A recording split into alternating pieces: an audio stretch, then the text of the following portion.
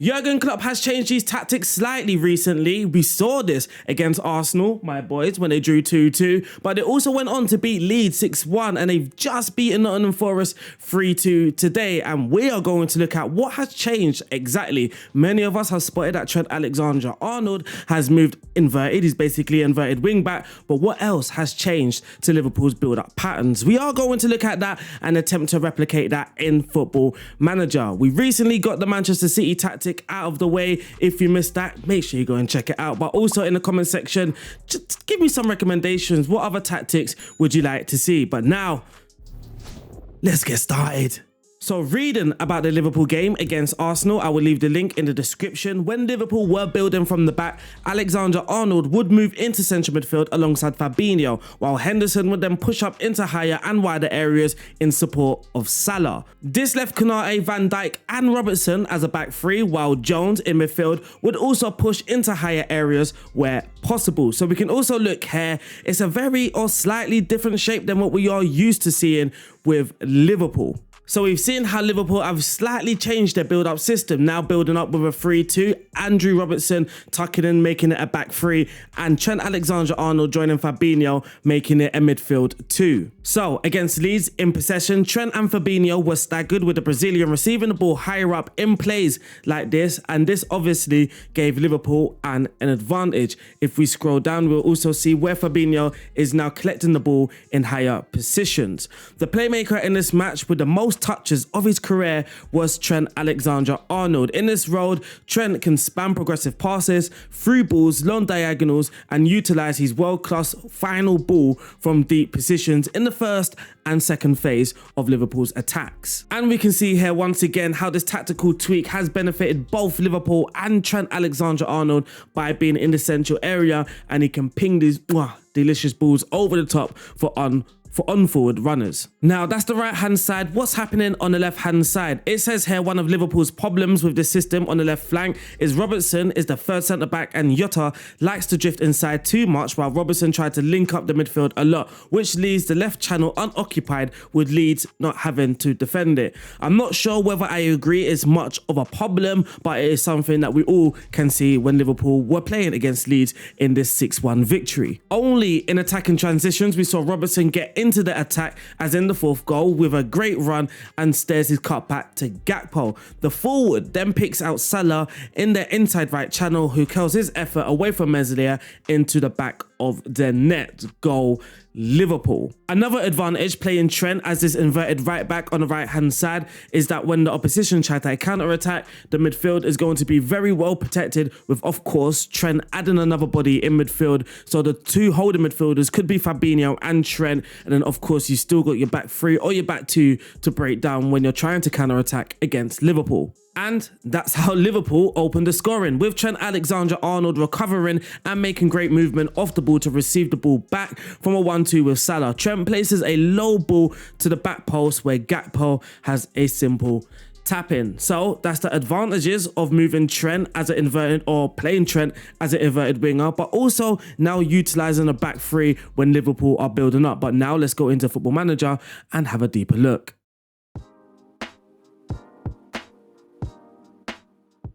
So with Liverpool in Football Manager in the English Premier Division, we were champions. We played 30. I'm not sure how many we drew and lost. Oh, so we drew 4 and lost 4. 3 of those draws coming away from home, away games on this game, and 3 of those losses again coming away from home. We didn't actually lose to any of the big sides. We lost to Leicester, Newcastle, West Ham and Bournemouth. We got knocked out in the semi-finals by Atletico Madrid. It was very tight. I believe we got knocked out on penalties. Yes, we did. And the FA Cup, we got knocked out in the quarterfinal by Manchester City. We won the Carabao Cup, so technically a double, and we also won the Community Shield. I mean, if I'm pushing it, we won the treble. Statistically, surprisingly, we don't actually dominate that much. Manchester City had the most shots and goals.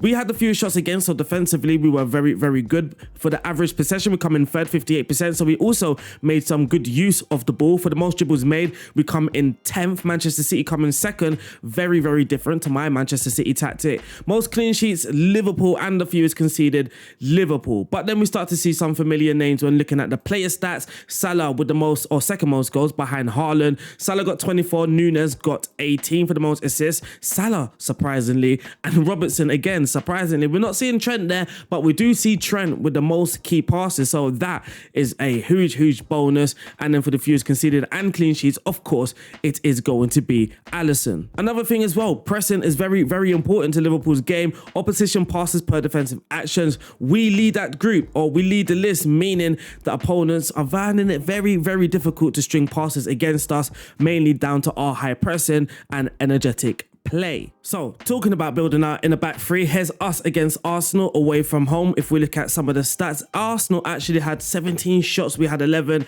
They had a high XG, so actually maybe we didn't deserve to win this game. But we have Trent, we have Salah, we have Diaz, we have the very good players, and we are also away from home. So here's Diaz, he's just about to counter attack. Obviously he has nowhere to go, he plays it back to Robertson, and you can see now we are about to build out with a back three, Robertson, Van Dijk and Konate making a back three. Then we have Fabinho and Trent making the two. So here's Robertson, he gets further forward, plays it to Keita.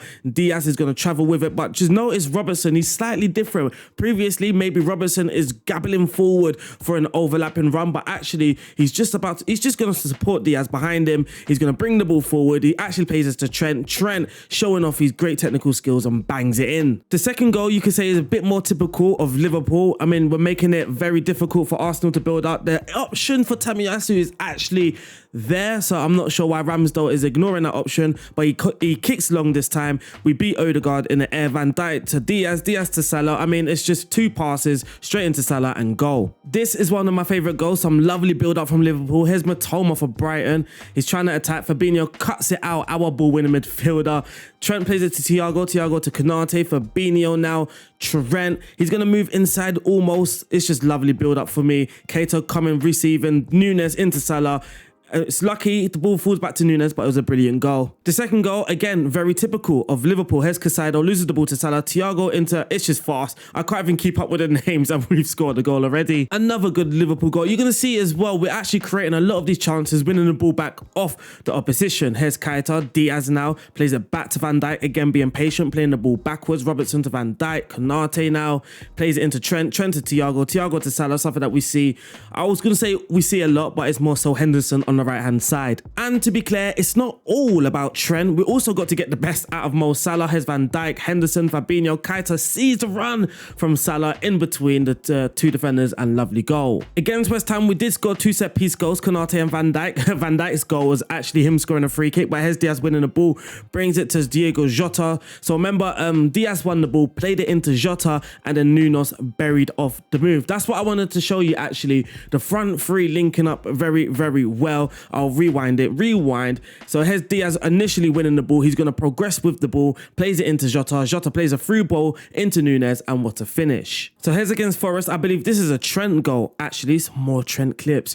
Here's the left back, plays it into Diaz. Diaz looking for the far post, but Trent collects the ball, and what a finish. Another example of the build up. You can see the left back is actually quite wide, but that's mainly because Forest are actually allowing us. It would be pretty pointless if Robertson was very deep there. That was actually a very lovely goal as well. But that's enough of the clips. You guys can see how the tactic is playing now, especially off the ball, because a lot of even though I showed you a lot of the goals, a lot of those was us winning the ball back, some nice combination play, and then a goal. But you also saw some build up clips. But now we are going to look at the tactic.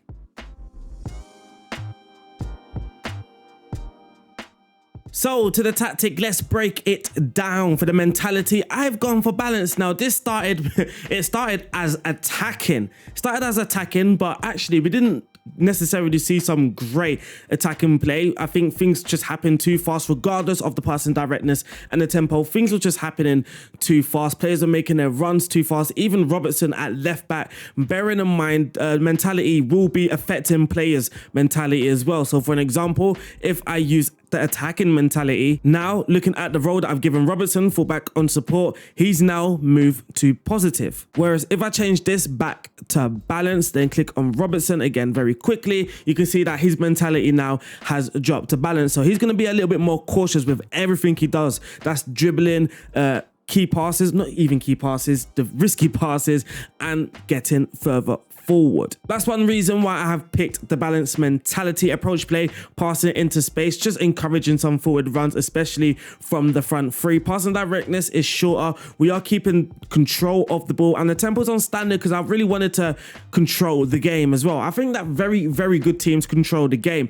Many of us with Liverpool, we would associate the tempo with high, which isn't necessarily false. They do play with a higher tempo, but we will get that higher tempo anyway through the player roles that we have chosen. And also Liverpool have kind of tweaked their system over the years to be a little bit more controlling. In the final third, whip crosses and work the ball into the box. Transition play, I think everybody would have guessed it. Counter press and counter attacking. Distribute the ball quickly with the goalkeeper and take short kicks. Just drop it and use your feet. Though Alisson could distribute it many ways. Throw, long kick, he can do anything. He can do anything, but in Football Manager, they do anything anyway. Out of possession, a high press, the much more trigger press. You can actually drop this, but I do have a different system for that. You will see that in a second, and then get stuck in.